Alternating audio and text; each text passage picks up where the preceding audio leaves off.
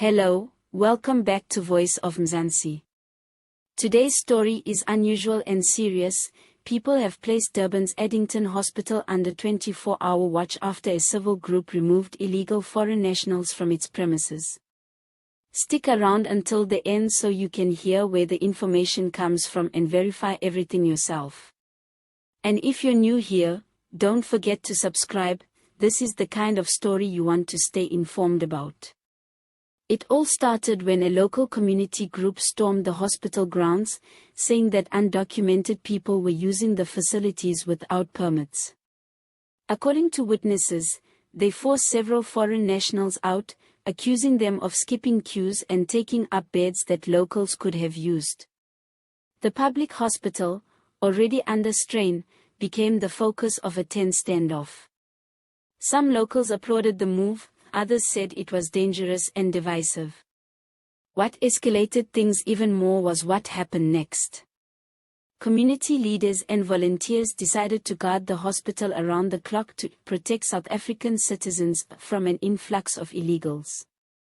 Men and women took shifts, sleeping in tents outside the entrance, patrolling parking lots, and checking identities of those entering.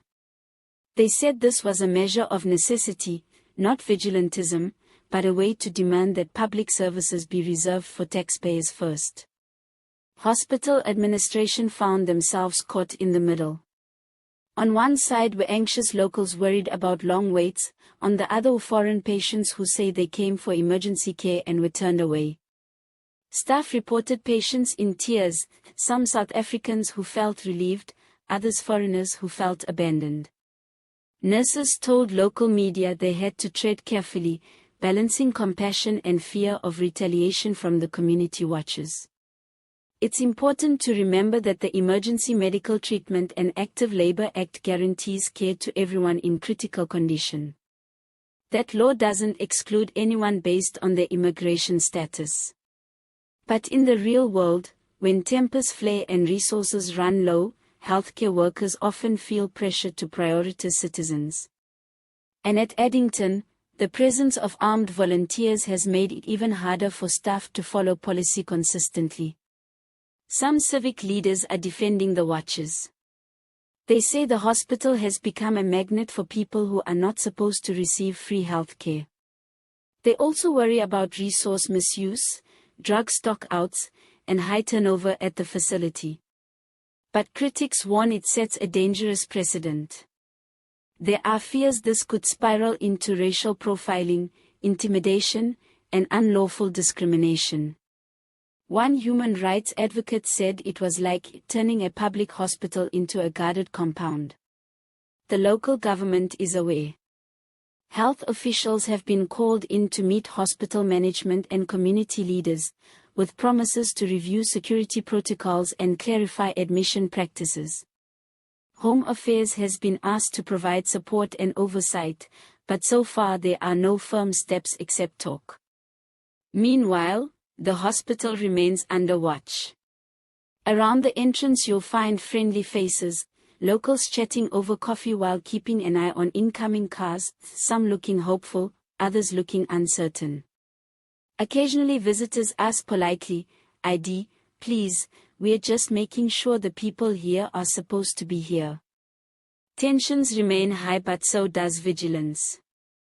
So, what happens next?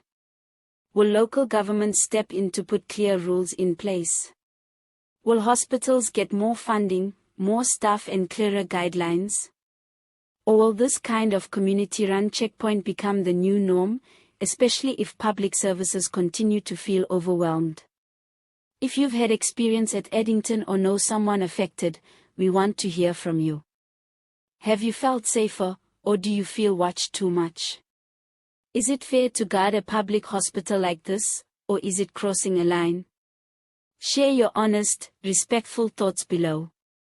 All the images used in this video are for illustration purposes only. This story comes from eyewitness reports, local news coverage, and hospital staff interviews. Do your own fact-checking and draw your own conclusion. And now, before we go, let's end with a little South African humor, just to remind us we can laugh, even when times are tense. Why did the volunteer bring a bicycle to the hospital gate?